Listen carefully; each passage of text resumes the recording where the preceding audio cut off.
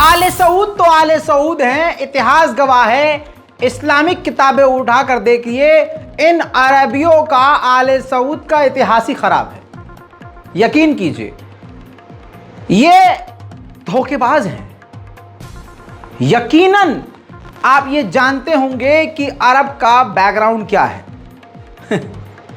इन्हीं में से वो लोग थे जो हुजूर पाक सल्लल्लाहु अलैहि वसल्लम को मैदान जंग में छोड़कर बकरियों की तरह पहाड़ पर भाग जाया करते थे, और जंग खत्म होने के बाद कपड़े झाड़कर और हुजूर सल्लल्लाहु अलैहि वसल्लम कैसे, हम तो यहीं थे, यहीं थे, हम जंग लड़ रहे थे।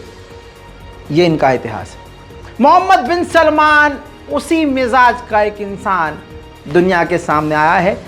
मुसलमानों को उम्मीद थी इनसे कि हो सकता है कुछ ये नया करें, ये कुछ अलग करें, लेकिन ये उम्मीद नहीं थी कि यहूदियों को अपनी गोद में बिठा लेंगे। मोहम्मद बिन सलमान की सरकार इजराइल से पिछले 1 साल से लगातार बैकडोर से बात कर रही है, और अब बाइडेन ने ऐलान किया है कि हमने अपना national security adviser Jake Sullivan सऊदी अरब रवाना किया है, और सऊदी अरब और इजराइल का जो रिलेशन है वो ठीक हो सकता है, नॉर्मलाइजेशन हो सकता है। बाइडेन ने खुद कहा है, रिपोर्ट लगा रहा हूं।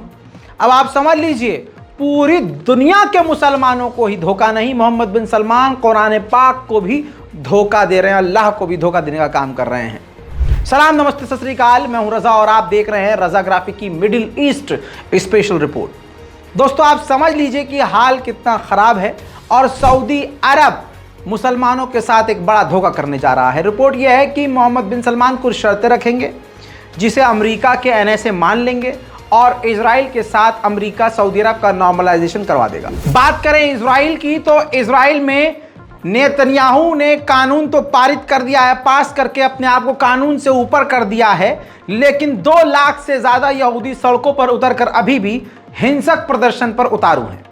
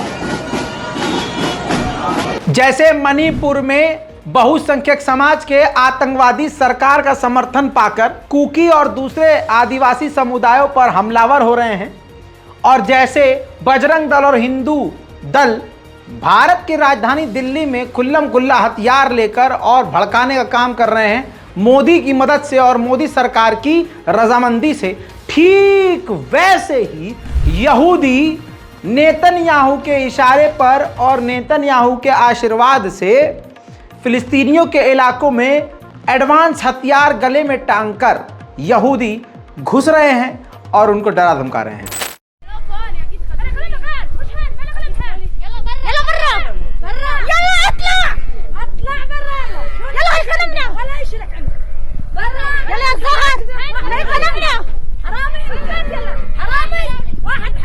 उधर जेरूशलम के इलाके में एक और फिलिस्तीनी परिवार का घर बिल्डोजर से तोड़ दिया है इजराइल ने, जबकि अमेरिका, जर्मनी, फ्रांस, ब्रिटेन, यूरोपीय यूनियन, UN सब इसका विरोध कर रहे हैं, लेकिन इजराइल अपने काम में लगा हुआ है। इसके बाद आतंकवादी नेता यहूदियों का बेंजीवीर, ये देखिए, मस्जिद अल-अक्सा में घुसा मुहर्रम के मौके पर, आशूर के मौके पर, और घुसने के बाद उसने मस्जिद अल अक्सा में मुसलमानों के खिलाफ भड़काऊ भाषण भी दिया, जिसके बाद दोस्तों यूएई और यूएन और दूसरे अरब देशों ने इसका विरोध किया, निंदा की। निंदा को बत्ती बनाकर अपने हलक में फंसा लो मुसलमान देश कहलाने वालों। हकीकत यह है कि अगर साफ दिल से और ईमानदारी से गल्फ के देश इजराइल के खिलाफ बोलना शुरू कर दे तो इजराइल की हिकड़ी निकल जाएगी, लेकिन खोखले तो हम खुद हैं। बहरहाल अमेरिका ने भी आधिकारिक तौर पर चिंता जताई है और कहा है कि इससे माहौल बिगड़ सकता है। बेंजीवीर ने मुसलमानों की मस्जिद में घुसपैठ करके जिस तरह से हिंसक बयान दिए हैं, इससे हालात बिगड़ सकते हैं। कड़ा कदम तो बहरीन ने उठाया है। बहरीन जाने वाले थे इजराइल के फॉरेन मिनिस्टर। इस वारदात के बाद जो बेंजीवीर घुसा है मस्जिद अल अक्सा में और भड़काऊ भाषण दिए हैं, इससे नाराज होकर बहरीन ने इजराइल के दौरे को रद्द कर दिया है। उधर हिजबुल्लाह के लीडर हसन नसरुल्लाह ने इजराइल को धमकी दी है कि इजराइल ने लेबनान की भी कई सारी ज़मीनों पर कब्जा किया हुआ है। अगर हमारे खिलाफ कोई कार्रवाई की और कोई भी स्टूपिड यानी कोई भी पागलपन किया तो उसका मुंह तोड़ जवाब दिया जाएगा। फिलहाल अंदर की खबर यह है कि नेतन्याहू को हिजबुल्लाह का खौफ सता रहा है। काफ़ी ज़्यादा परेशान है नेतन्याहू। इस वक्त नेतन्याहू हिजबुल्लाह को लेकर मीटिंग कर रहा है।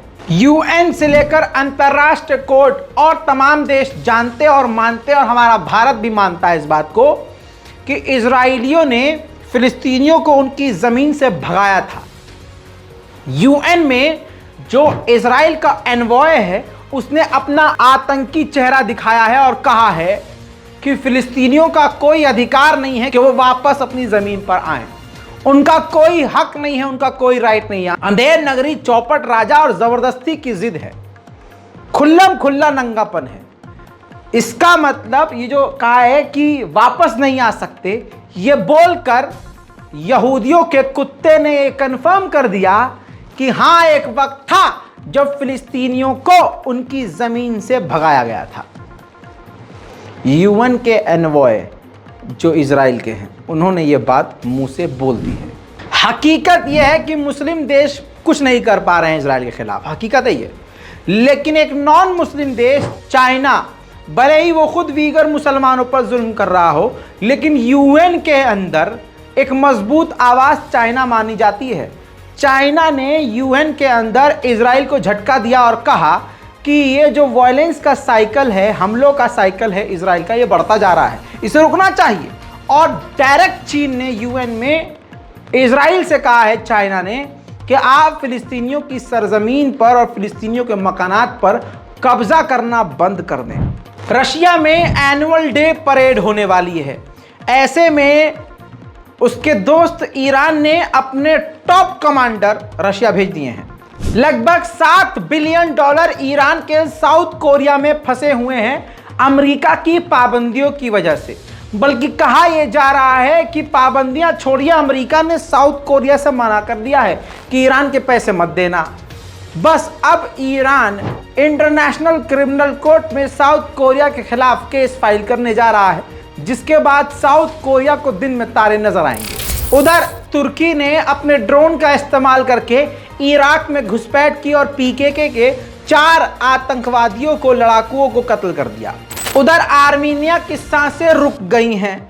यह तस्वीर देखिए, अज़रबैजान ने रूस से Su-25 फाइटर जेट जो लिया था, रूस से वो फाइटर जेट लेने के बाद तुर्की की स्मार्ट गाइडेड मिसाइल बॉम्ब उसके अंदर फिट की, उसको और एडवांस बनाया और फिर उसको टेस्ट किया। जाहिर सी बात है, आर्मीनिया अज़रबैजान के बीच टकराव की स्थिति होती रहती है, तो आर्मीनिया के खिलाफ ही ये तैयारी अज़रबैजान कर रहा है। देखिए, मुसलमान देशों की बेगैरती ये है कि जब स्वीडन में कुरान जलाने की परमिशन मांगी जाती है किसी के द्वारा और खबर आ भी जाती है, तो सारे नपुंसक मुस्लिम देश खामोश रहते हैं। लेकिन सीखना इन मुसलमान देशों को इस यहूदी देश से चाहिए। इजराइलियों की धार्मिक किताब तोरा को जलाने के लिए स्वीडन में किसी ने परमिशन मांगी। इजराइल ने स्वीडन को धमकी दे दी कि अगर हमारी धार्मिक किताब को जलाने की इजाजत भी दी तो आपके और हमारे देश के संबंध खराब हो जाएंगे। 57 अरब देश हैं, सारे के सारे नपुंसक और हिजड़े ही हैं क्या? अरे यही काम तुम 57 देश स्वीडन को बोल दो, 57 के 57 एक साथ बोल दो कि अगर तुमने कुरान पाक जलाने की परमिशन दी तो अच्छा नहीं होगा। हिम्मत नहीं की।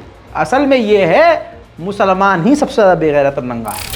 अब स्वीडन की इमेज तो खराब हो ही गई है और कुरान जलाने की वजह से अब स्वीडन ने आधिकारिक तौर पर माना है कि पूरी दुनिया में कुरान पाक को जलाने की वजह से हमारी इमेज काफ़ी खराब हो गई है। अब 2 कदम उठाने वाला है स्वीडन। या तो कहा जा रहा है वो जो इराकी रेफ्यूजी है जो यहाँ आकर स्वीडन में कुरान जला रहा है उसको गिरफ्तार किया जा सकता है, या दूसरा ऑप्शन ये है कि उसको इराक भेजा जा सकता है, डिपोर्ट किया जा सकता है। अगर वो इराक भेज दिया गया तो इराक के मुसलमान उसके साथ क्या करेंगे वो तो बेचारा ख्वाब में भी नहीं सोच सकता। इराक के लोग पहले से ही भड़के हुए हैं, जिंदा दिल मुसलमान हैं। इराक में स्वीडन और डेनमार्क में जो कुरान जलाया है उसके खिलाफ प्रदर्शन हो रहा है। देखिए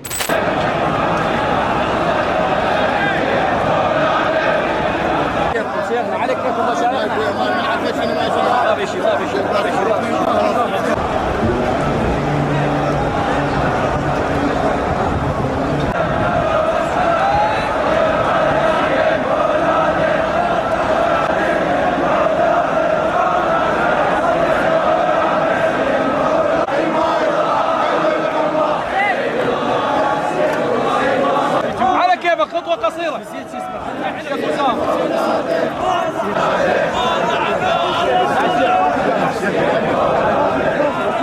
شوي تحرك بسرعة لأن المشاة جاي يدفعون.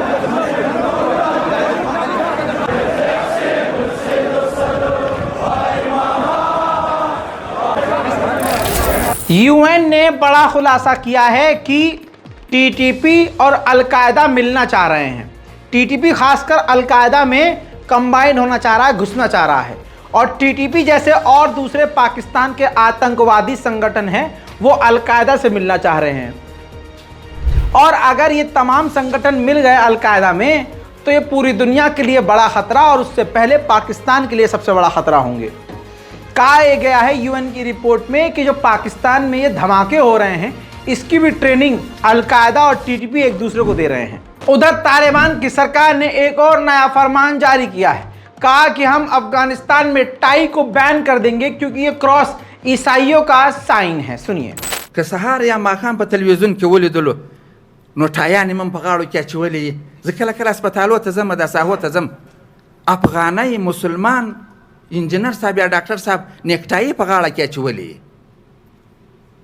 په اسلام کې د دې تاریخ معلوم ده دا نیکټایي د څه شی دا ټایي دا صلیب ده دا د صلیب علامه ده د صلیب دی علامې که داسې علامه ده که دغه علامه ده په شرط کې حکم دا ده چې کسر یې واجب ده متوي به دړې وړې بیا کوي ختموي بیا صلیب کفري نښان ده صلیب د عیسویانو د عیسی علیه السلام د شهادت نښان ده دوی وایي عیسی علیه السلام یې داسې په دار ځړولی आपकी जो भी राय है नीचे कमेंट में लिख सकते हैं। मिडिल ईस्ट की स्पेशल रिपोर्ट में आज और अभी के लिए इतना ही। इस चैनल को सब्सक्राइब कीजिए। मैं हूं रजा और आप देख रहे थे रजाग्राफी ओनली ऑन यूट्यूब। जय हिंद।